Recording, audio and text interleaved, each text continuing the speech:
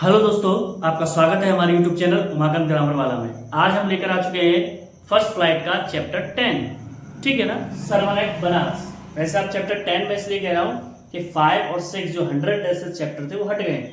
आज के reduce syllabus के अनुसार 8वां चैप्टर है। वैसे 10वां चैप्टर था ये पुराने हिसाब से देखे तो।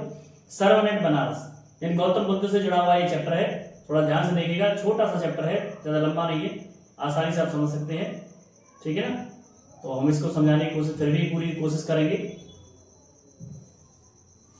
चलिए स्टार्ट करते हैं बिना किसी देरी के। मैं पैरा बाय पैरा पढ़ाता हूँ, सभी बच्चों को बताया। तो मैं पैराग्राफ यहाँ से शुरू करते हुए और चलते हैं आपको, और इसका यहाँ तक पढ़ाते हैं पहले हम, जिससे आपको समझ में आ जाए। यहाँ तक ध्यान रखिएगा कि गौतम बुद्ध 563 BC यानी 563 BC यानी बिफोर क्राइस्ट यानी ईसा पूर्व 483 ईसा पूर्व बिगिन लाइफ जीवन शुरू किया। बिगिन माने शुरू किया लाइफ में जीवन एज ए प्रिंस राजकुमार के रूप में नेम्ड सिद्धार्थ गौतम। किस नाम से? सिद्धार्थ गौतम नाम से राजकुमार के रूप में उन्होंने अपना जीवन 563 ईसा पूर्व से 483 ईसा पूर्व शुरू हुआ गौतम बुद्ध का। इन नॉर्थन इंडिया उत्तरी भारत में एट 12 की उम्र में ही वॉज सेंट अवे उन्हें भेजा गया फॉर स्कूलिंग पढ़ाई के लिए हिंदू सैक्रेड स्क्रिप्चर हिंदुओं के सैक्रेड माने पवित्र, स्क्रिप्चर माने आश्रमों में, मठों में। एंड 4 years लेटर और 4 साल बाद ही रिटर्न होम वे घर वापस आए। मैरी माने शादी की, प्रिंसेस राजकुमारी से। दे हैड ए सन उनके एक बेटा था। एंड लिव जिया 10 साल। बी फिटेड रॉयल्टी शान शौकत के साथ, यानी उन्होंने राजाशाही के साथ अपना जीवन जिया। आगे समझते हैं कि at about the age of 25 साल की उम्र में द प्रिंस राजकुमार heretofore shielded from the suffering. Heretofore माने घिरे हुए या दूर, घिरे हुए नहीं, दूर फ्रॉम द सफरिंग कष्टों से, ऑफ द वर्ल्ड संसार के, ये संसार के कष्टों से दूर या अनजाने, क्योंकि वो राजा साहब की तरह जीवन जी रहे थे। वाइल आउट हंटिंग शिकार के दौरान चांस अपॉन मौका मिला, अकस्मात उन्हें मौका मिला क्या देखने का? एक सिक मैन एक बीमार आदमी, तब एक बूढ़ा आदमी, देन फनरल प्रोसेशन दाह संस्कार की प्रक्रिया, एंड फाइनली अंत में एक मॉन्क एक सन्यासी बेगिंग फॉर आर्म भिक्षा मांगते हुए। दीस साइट्स इन दृश्यों ने सो मूव्ड हिम उन्हें हिला दिया दैट के he at once वे तुरंत went out रवाना हुए into the world संसार में, सीख ढूंढने को, enlightenment अंतर्ज्ञान, ब्रह्म ज्ञान, concerning मन चिंताओं से मुक्त, सौर दुखों से, he had witnessed जो उन्होंने देखा था, यानी जो दुख उन्होंने देखे थे उनसे बचने के लिए या उनसे छुटकारा पाने के लिए ब्रह्म ज्ञान की खोज में वो तुरंत रवाना हो गए। ठीक है बच्चों, कौन रवाना हो गए बेटा? कौन रवाना हो गए पता है ना? हाँ, गौतम बुद्ध जी रवाना हो गए। अब क्या हुआ बेटा समझते हैं। तो हम यहां पर चलते हैं, यहां से शुरुआत है। वंस अरे अभी तो पढ़ लिया था इसको हटा देते हैं। ही वेंडर्ड वह भटके फॉर 7 years 7 साल। ही वेंडर्ड वह भटके 7 years 7 साल, यानी ही वेंडर्ड वह भटके 7 years 7 साल है। फाइनली और अंत में सेट डाउन बैठ गए अंडर ए पीपल ट्री पीपल के पेड़ के नीचे। वेयर मान जहां ही वाउड उन्होंने शपथ ली, स्टे माने ठहरने की, मतलब वहीं रहने की। कब तक? अंटिल जब तक एनलाइटमेंट केम ब्रह्म ज्ञान नहीं आ जाता, यानी वह घूमते रहे और पीपल के पेड़ के नीचे शपथ ली कि जब तक ब्रह्म ज्ञान नहीं आ जाता। एनलाइटमेंट आफ्टर 7 days या ब्रह्म ज्ञान आफ्टर माने बाद, 7 days माने 7 दिनों के, या 7 दिनों के बाद उन्हें ब्रह्म ज्ञान प्राप्त हुआ। ही रिनेम्ड द ट्री उन्होंने पेड़ का नाम रख दिया बौद्ध ट्री, यानी इस पेड़ का नाम रखा गया बौद्ध ट्री, यानी ट्री ऑफ विजडम बुद्धिमानी का पेड़। एंड बिगिन टू टीच सिखाने लगे, एंड शेयर बांटने लगे, हिज न्यू अंडरस्टैंडिंग अपनी नई समझ को। एट दैट पॉइंट इसी बात से ही बिकेम नोन उन्हें जाना जाने लगा एज द बुद्धा बुद्ध के रूप में। अवेकन एनलाइटमेंट जागरूक और ब्रह्मज्ञानी। द बुद्ध प्रीच बुद्ध ने दिया हिज फर्स्ट सरमन अपना पहला भाषण at the city of Banaras शहर में। मोस्ट होली सबसे पवित्र डिपिक प्लेस गोता लगाने वाला स्थान on the river Ganga, Ganga नदी में, दैट के यानी वह सरमन प्रवचन हैज बीन प्रिजर्व संरक्षित रखा गया एंड इज गिवन हियर जो यहाँ दिया गया था। इट रिफ्लेक्ट्स या दर्शाता है बुद्धास बुद्ध की विजडम बुद्धिमानी को अबाउट वन हर एक के लिए इनस्क्रेटेबल माने ऐसी चीज जिसे समझा ना जा सके, काइंड ऑफ सफरिंग पीड़ाओं, यानी ऐसी पीड़ाएं जिन्हें समझ नहीं सकता कोई आदमी, उनके बारे में बुद्ध की बुद्धवाणी यहाँ पर वो दर्शाता है। तो इसके लिए एक छोटा सा उदाहरण यहाँ पर नीचे दर्शाया गया, उसको समझते हैं कि Kisa Gotami had an only son, Kisa Gotami had an only son, Kisa Gotami का एक पुत्र था एंड ही डाइड, वह मर गया। इन हर ग्रीफ दुख में सी कैरिड द डेड चाइल्ड, वह ले गई मरे हुए बच्चे को टू ऑल हर नेबर्स, अपने सभी पड़ोसियों के पास, आस्किंग देम फॉर, उनसे मांगते हुए मेडिसिन दवाई। एंड द पीपल सेड, लोगों ने कहा, she has lost her senses, वह अपना होश गंवा बैठी है। द बॉय इज डेड, बच्चा तो मर गया है। एट लेंथ, इसके विपरीत कीसा गौतमी मेट माने मिली, ये मैंने एक आदमी से, हु रिप्लाइड, जिसने जवाब दिया, टू हर रिक्वेस्ट, उसके निवेदन पर क्या जवाब दिया, I can not give the medicine, मैं इसे दवाई नहीं दे सकता, फॉर थाई चाइल्ड, तुम्हारे बच्चे को, मैं तुम्हारे बच्चे को दवाई नहीं दे सकता, बट लेकिन आई नो ए फिजिशियन, मैं एक चिकित्सक को जानता हूं, हु कैन, जो कर सकता है। उन्होंने कहा मैं दवाई तो नहीं दे सकता, लेकिन मैं एक चिकित्सक को जानता हूं जो ये काम कर सकता है। एंड माने और, यहां तक पढ़ेंगे बेटा, एंड माने और, द गर्ल सेड, लड़की ने कहा, प्रे, निवेदन करते हुए, टेल मी, मुझे बताइए, सर श्रीमान जी, हु इज इट, कौन है वो।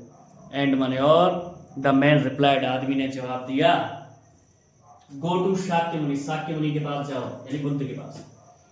कीसा गौतमी रिपेयर्ड, कीसा गौतमी गई टू द बुद्धा के पास, एंड क्राइड, रोती हुई, रोई, लॉर्ड एंड मास्टर, मालिक स्वामी, गिव मी द मेडिसिन, मुझे दवाई दे दो, that will cure my boy, जो मेरे बच्चे को ठीक कर दे।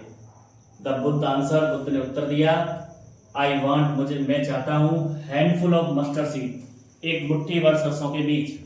क्या कहा उन्होंने, मैं एक मुट्ठी भर सरसों के बीज चाहता हूं।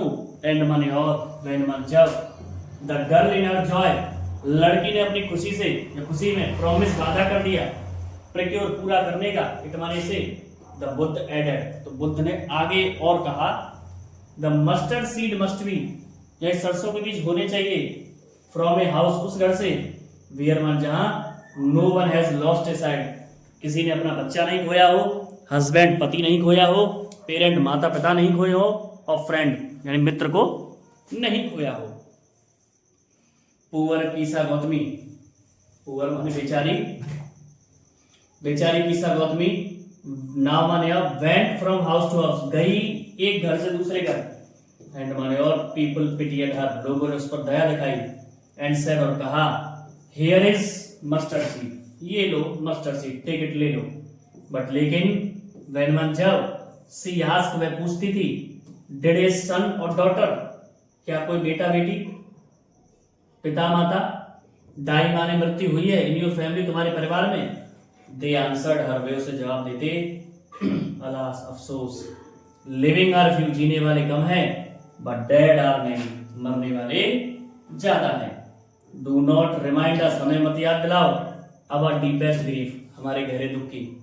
एंड माने और, देयर वाज नो हाउस, कोई ऐसा घर नहीं था, बट सम, जहां कुछ, बिलव्ड माने प्यारों को, one had died in it, मृत्यु ना हुई हो, ऐसा कोई घर नहीं था जिसमें किसी प्यारे की मृत्यु ना हुई हो।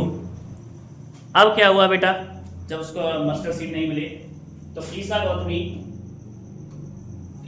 बिकेम वेरी, कीसा गौतमी हो गई वेरी एंड होपलेस, असहाय निराशा भरी, एंड सेट डाउन, और बैठ गई, एट द वे साइड, किनारे पर, वॉचिंग, देखते हुए, लाइट ऑफ द सिटी, शहर की लाइट को, ठीक है, एज माने जैसे, दे फ्लिकर्ड अप, वे टिमटिमाती, एंड वर एक्सटिंक्ट, और बुझ जाती है, अगेन वन, दोबारा। एट लास्ट, अंत में, डार्कनेस ऑफ द नाइट, रात का अंधेरा, रेंज एवरीवेयर, हर जगह छा गया। सी कंसीडर, उसने मान लिया, फेट ऑफ मैन, यानी समझ लिया आदमी के भाग्य को, समझ गई वो, दैट ही देयर लाइफ, उनका जीवन, फ्लिकर अप टिमटिमाता है, एंड माने और आर एक्सटिंक्ट अगेन वो बुझ जाता है दोबारा, एंड माने और सी थॉट टू हरसेल्फ उसने अपने बारे में सोचा, हाउ सेल्फिश एम आई मैं कितनी स्वार्थी हूँ, इन माई ग्रीफ मेरे दुख में, ग्रीफ मान दुख, डेथ माने मृत्यु, कॉमन टू ऑल कि मृत्यु तो सभी के लिए समान है, यट फिर भी in this valley of desolation इस गहरे दुख की घाटी में देयर इज ए पाथ एक रास्ता है, दैट लीड्स हिम जो उन्हें ले जाता है इमॉर्टली अमरता की ओर, कि हु हैज सरेंडर्ड जिसने आत्मसमर्पण कर दिया है, ऑल सेल्फिशनेस सारे त्याग का, सारे बलिदान का, सारे स्वार्थ का, यानी जिसने सरेंडर कर दिया है ऑल सेल्फिशनेस सारे स्वार्थ को। दोबारा सुन लीजिए कि हु हैज सरेंडर्ड जिसने सरेंडर कर दिया है ऑल सेल्फिशनेस सारे स्वार्थ को। द बुद्धा सेड बुद्ध ने कहा द लाइफ ऑफ मॉर्टल्स ये नासवानों का जीवन इन दिस वर्ल्ड संसार में इस ट्रबल परेशानी भरा है, एंड ग्रीफ छोटा है, एंड कंबाइंड शामिल है विद पेन दर्द से भरा हुआ है, फॉर देयर वहां ठीक है देयर पे आ गए हम, वहां से बता रहे हैं कि there is not any means इसका कोई साधन नहीं है, बाय विच यानी ऐसा कोई साधन नहीं है बाय विच जिसके द्वारा दोज माने वे दैट हैव बीन बोर्न जिनने जन्म लिया है कैन अवॉइड डाइंग मरने से बचे हैं, यानी ऐसा कोई साधन ही नहीं है कि जिसने जन्म लिया है वो मरने से बच जाए। उदाहरण दिया गया यहाँ पर कि आफ्टर रीचिंग ओल्ड एज बुढ़ापे में पहुंचने पर देयर इज डेथ मृत्यु होनी है, ऑफ सच ए नेचर जैसे प्रकृति में आर लिविंग बींग्स जो सजीव हैं, एज वन जैसे राइप फ्रूट पका हुआ फल, are early in danger of falling are early in danger खतरे में है शुरू में ही, फॉलिंग माने गिरने के, सो माने इसी प्रकार मॉर्टल्स नासवान व्हेन बॉर्न जब जन्म लेते हैं आर ऑलवेज हमेशा से होते हैं इन डेंजर ऑफ डेथ मृत्यु के खतरे में, क्योंकि हम भी तो नासवान ही है बेटा। एज वन जैसे ऑल अर्थन वेसल्स सभी मिट्टी के बर्तन मेड माने बनाए जाते हैं बाय द पॉटर कुम्हार के द्वारा, एंड अंत तक इन बीइंग ब्रोकन तोड़ दिए जाते हैं, सो इसीलिए इज द लाइफ ऑफ मॉर्टल यही जीवन है नासवानों का, बोथ यंग एंड अडल्ट जवान यानी छोटे और युवा, बोथ माने दोनों, दोज वन जो हु आर फूल्स जो मूर्ख हैं, और दोज हु आर वाइज जो बुद्धिमान है, all fall into the power of death सभी मृत्यु के हाथों में है, शक्ति में है, all are subject to death सभी की मृत्यु निश्चित है, सब्जेक्ट टू डेथ मतलब सभी की मृत्यु निश्चित है, ठीक है बच्चों, सभी की मृत्यु निश्चित है। अब आगे समझते हैं ऑफ दोज वे जो ओवरकम जीत लेते हैं डेथ मृत्यु को, डिपार्ट फ्रॉम लाइफ जीवन से अलग है, a father can not save his son एक पिता अपने बेटे को नहीं बचा सकता, नॉर ना ही किंसमैन रिश्तेदार देयर रिलेशंस अपने रिश्तेदारों को, मार्क ध्यान रखो while relatives are looking on while one जबकि रिलेटिव्स मान रिश्तेदार आर लुकिंग ऑन देख रहे हैं, लेमिनेटिंग विलाप कर रहे हैं, रो रहे हैं डीपली गहराई से, वन बाय वन एक एक करके मॉर्टल्स आर कैरिड ऑफ नासवान खत्म होते जा रहे हैं, लाइक वन जैसे एन ऑक्स एक बैल दैट इज लीड जो जुड़ा हुआ है स्लॉटर हल से, सो इसलिए द वर्ल्ड इज अफ्लिक्टेड संसार प्रभावित है विद डेथ एंड डिके मृत्यु से और पतन से ग्रसित है,